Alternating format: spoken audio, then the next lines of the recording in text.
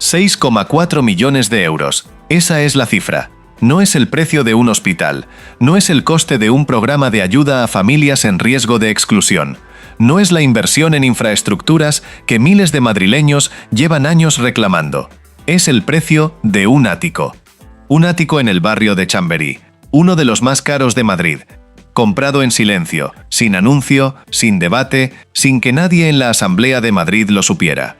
Isabel Díaz Ayuso usó dinero público para comprarse el futuro que quería mientras miraba a la cámara y hablaba del drama de la vivienda como si ese drama le afectara a ella también. Y cuando el escándalo reventó, no pidió perdón, cambió la historia. 5 veces. 5 versiones distintas en 5 días. Si esto no te basta para quedarte hasta el final, es que aún no sabes lo peor. Suscríbete a este espacio ahora mismo, porque lo que viene a continuación es exactamente el tipo de caso que los medios cómodos prefieren enterrar. El segundo dato que necesitas saber antes de entrar en la cronología completa es este. La compra se ejecutó a través de una empresa pública diseñada para quedar fuera del control parlamentario, sin fiscalización posible desde la Asamblea, sin preguntas oficiales posibles desde la oposición, una caja opaca. Y esa opacidad no fue accidental. Fue la condición que hizo posible toda la operación, porque si la compra hubiera pasado por los cauces normales, alguien la habría visto, alguien habría preguntado, alguien habría dicho en voz alta lo que era evidente, que una empresa pública no tiene ninguna razón legítima para gastar 6,4 millones de euros en un ático de lujo enfrente de la casa de la madre de la presidenta. El sistema fue usado exactamente como fue diseñado para ser usado, para que tú no te enteraras. Suscríbete a este espacio si quieres seguir viendo cómo se desmonta este tipo de operaciones, porque esto no es un caso aislado y aquí vamos a seguir contándolo. Para entender por qué este caso es tan grave, hay que retroceder a noviembre de 2025. El Consejo de Gobierno de la Comunidad de Madrid aprueba una provisión de 9 millones de euros para Planifica Madrid. Planifica Madrid es una empresa pública. Maneja dinero de todos los ciudadanos de la comunidad, pero queda fuera del control directo de la Asamblea de Madrid, sin fiscalización parlamentaria, sin posibilidad de interpelación directa desde la oposición. Una entidad diseñada con la arquitectura perfecta para ejecutar operaciones que no deben ser vistas. 5 meses después, en abril de 2026, esa misma empresa compra un ático en el barrio de Chamberí. Precio final, 6,4 millones de euros. Ubicación exacta, enfrente del edificio donde vive la madre de Isabel Díaz Ayuso.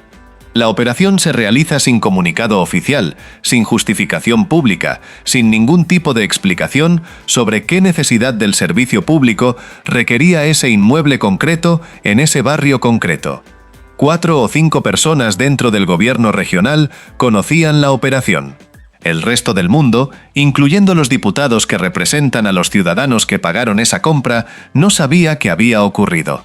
Suscríbete a este espacio, porque esta historia no termina aquí y lo que viene a continuación cambia el peso de todo lo anterior.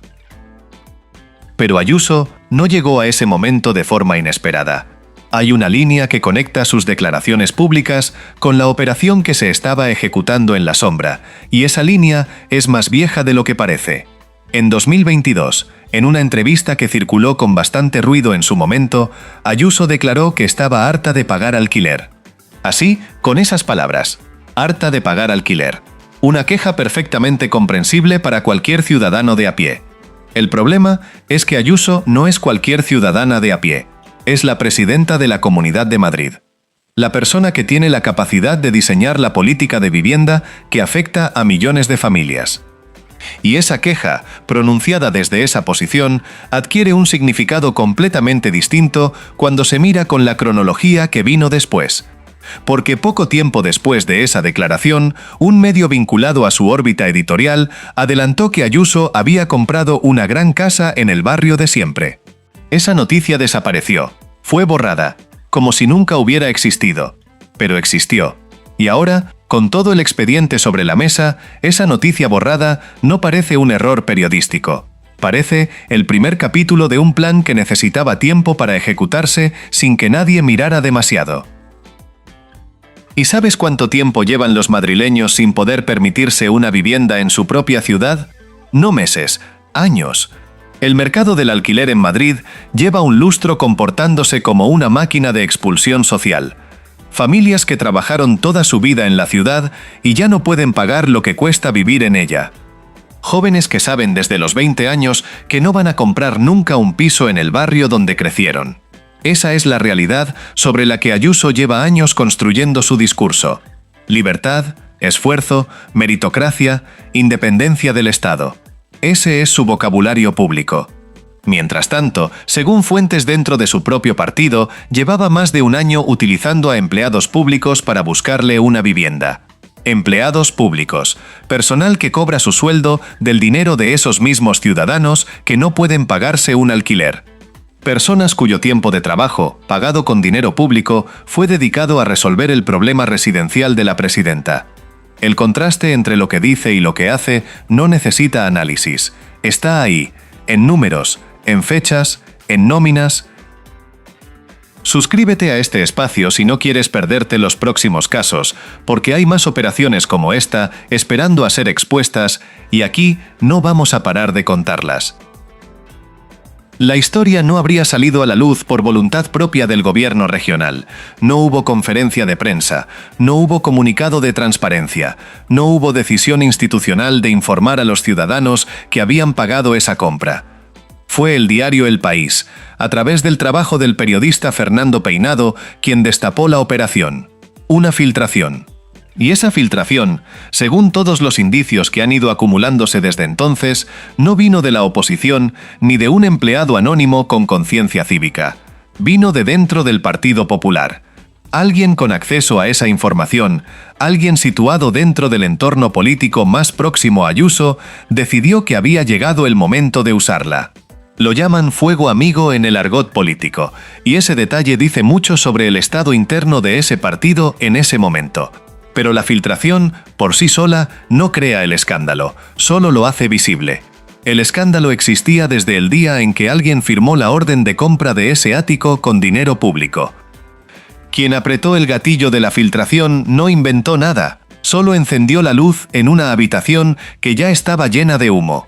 Y cuando esa luz se encendió, la primera reacción del gobierno de la comunidad no fue explicar, fue atacar al mensajero. Miguel Ángel Rodríguez, jefe de gabinete de Ayuso y figura conocida por su gestión agresiva de la comunicación en redes sociales, salió a atacar a los periodistas que habían publicado la nueva dirección de la presidenta. Ese fue el primer movimiento institucional. No rendir cuentas, sino señalar al que informa. No explicar el expediente, sino cuestionar la legitimidad de quienes preguntan. Es un patrón. No es la primera vez que ocurre con este gobierno. Y que sea un patrón no lo hace menos grave, lo hace más grave, porque significa que está calculado. Significa que cuando los hechos no tienen defensa posible, la estrategia no es la verdad, es el ruido. Y mis amigos, el ruido funcionó durante días, mientras los medios afines debatían sobre si era legítimo publicar la dirección de la presidenta, la pregunta sobre qué justificaba gastar 6,4 millones de euros en ese ático quedaba sin respuesta en segundo plano. Suscríbete a este espacio, porque aquí sí vamos a hacerle frente a ese ruido. Cuando el escándalo se hizo imposible de ignorar, Ayuso habló.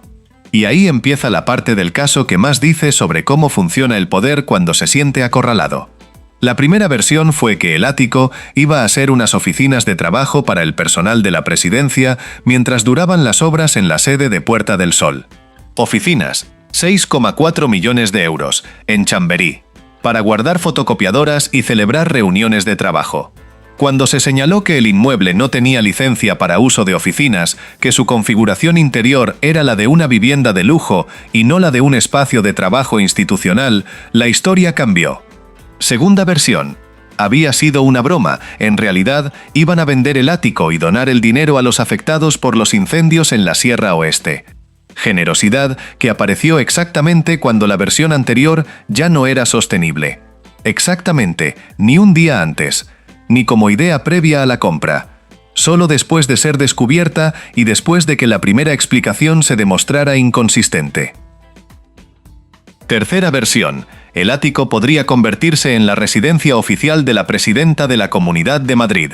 Esto abrió un debate sobre si Madrid debería tener o no una residencia oficial, lo cual fue exactamente lo que buscaba: desplazar el foco del escándalo hacia una discusión abstracta sobre protocolo institucional. Mientras ese debate se desarrollaba, la cuarta versión llegó para cerrarlo sin resolverlo. Tampoco sería residencia oficial. Entonces, ¿qué era? Nadie lo dijo, porque no había respuesta que sonara legítima. Y la quinta versión, la definitiva, fue la más llamativa de todas. Ayuso se presentó como víctima. En una entrevista concedida a un medio de Ceuta, declaró que se había convertido en un saco de boxeo, que siempre que algo va mal en España le echan el asunto encima, que nunca había visto a nadie ser atacado de esa manera. 5 versiones, 5 días, y al final, una presidenta que se declara víctima del escándalo que ella misma generó. ¿Y cuándo fue la última vez que una familia madrileña pudo declararse víctima de sus propias decisiones y salir sin consecuencias? Aquí lo vemos claro. La indignación de Ayuso no iba dirigida a los ciudadanos que pagaron ese ático. Iba dirigida a quienes se atrevieron a preguntar por él. Y esa distinción lo dice todo.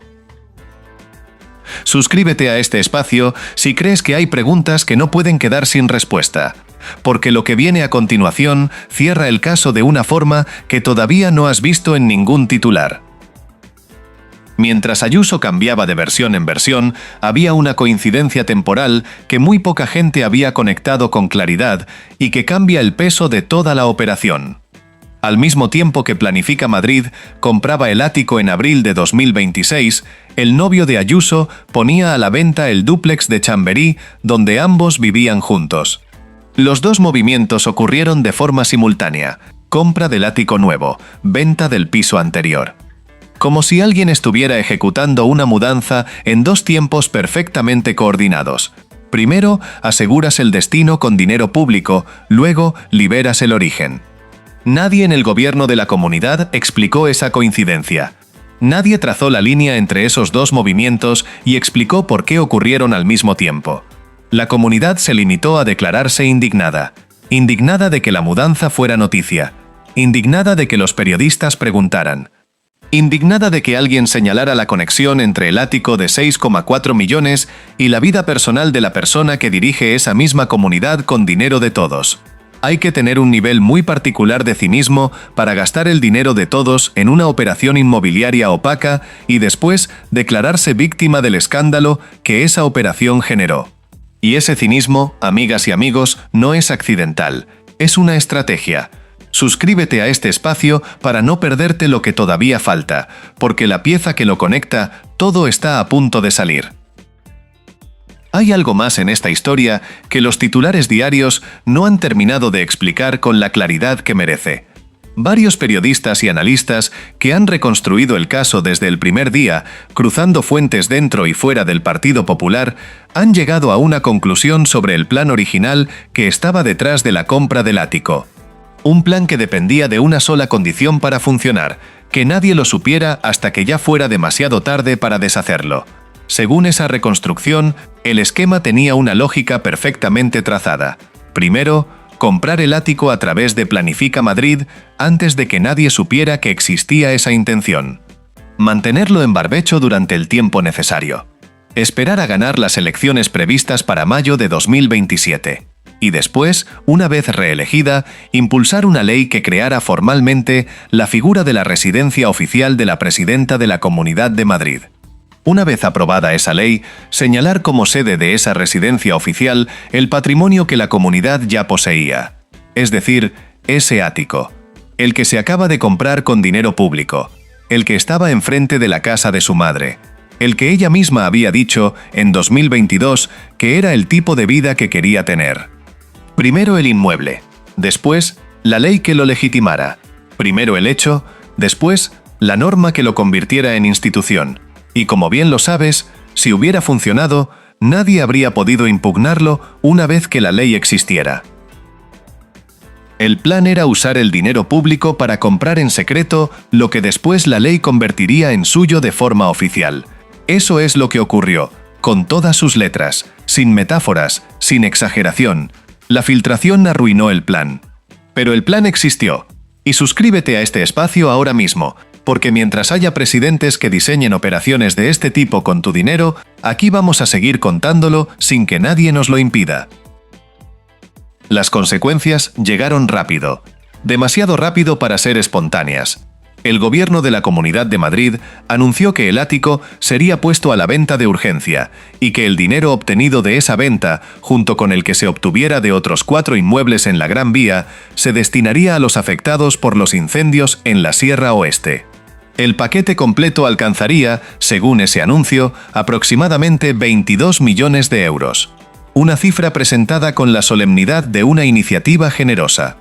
Pero hay una pregunta que ese anuncio no responde y que nadie en el gobierno regional ha querido responder desde entonces. Si la venta era tan necesaria, si los afectados por los incendios necesitaban ese dinero con tanta urgencia, ¿por qué no se vendieron directamente esos inmuebles sin pasar por la compra del ático? ¿Quién firmó el expediente de compra? ¿Qué motivación pública justificó gastar 6,4 millones de euros en ese inmueble concreto, en ese barrio concreto, enfrente de esa casa concreta? ¿Qué necesidad del servicio público de la Comunidad de Madrid requería ese ático con esa urgencia en abril de 2026? Esas preguntas siguen sin respuesta oficial, no porque no exista respuesta, sino porque la respuesta honesta confirmaría exactamente lo que la cronología ya sugiere sin que haga falta explicarla. Ayuso no ha comparecido en la Asamblea de Madrid para responder esas preguntas en sede parlamentaria. Ha concedido entrevistas a medios afines donde ha podido hablar sin interrupciones, sin que le exijan documentación, sin que nadie le pregunte 2 veces la misma cosa cuando la primera respuesta no tiene sentido. Y esa decisión, la de no ir al Parlamento, no es irrelevante, es una elección. Cuando un cargo público tiene respuestas legítimas para los escándalos que se le atribuyen, la Asamblea es la primera tribuna que usa. Cuando no las tiene, busca la entrevista controlada donde nadie puede seguir el hilo. El expediente de compra existe. Está en algún cajón de Planifica Madrid. Y si Ayuso no lo entrega voluntariamente, un juez o una jueza tendrá que pedirlo. Y cuando ese expediente salga a la luz, sabremos exactamente quién dio la orden, con qué argumento, con qué respaldo legal, y si ese argumento se corresponde con alguna de las 5 versiones que la presidenta fue ofreciendo a lo largo de aquellos días. El daño político, mientras tanto, ya está en curso, y tiene una dimensión distinta a la de escándalos anteriores que afectaron a Ayuso. La diferencia es la vivienda, no es cualquier tema. Es el problema número 1 que los ciudadanos de este país identifican como urgente en todas las encuestas disponibles. Cuando el escándalo político se cruza con el problema que más le duele a la gente en su vida cotidiana, el impacto no es solo institucional, es visceral. Miles de familias madrileñas no pueden pagar su alquiler. Miles de jóvenes saben desde los 20 años que nunca van a poder comprar un piso en la ciudad donde crecieron. Y la presidenta, que lleva años construyendo su identidad política sobre el discurso de la libertad, del esfuerzo, de no depender del Estado, de la meritocracia como único motor legítimo del progreso personal, resultó estar usando exactamente el Estado que dice despreciar para asegurarse un ático de casi 7 millones de euros en uno de los barrios más exclusivos de la capital. La gente no necesita que nadie se lo explique. Lo sintió sola. Lo sintió antes de que ningún analista dijera nada. Lo sintió en el estómago, porque es el mismo estómago que aprieta cada vez que llega el recibo del alquiler a final de mes. 6,4 millones de euros. Un ático en Chamberí. Una empresa que no puede ser fiscalizada. Y 5 mentiras contadas con cara de indignación. Eso es lo que pasó. Eso es lo que pagaste tú.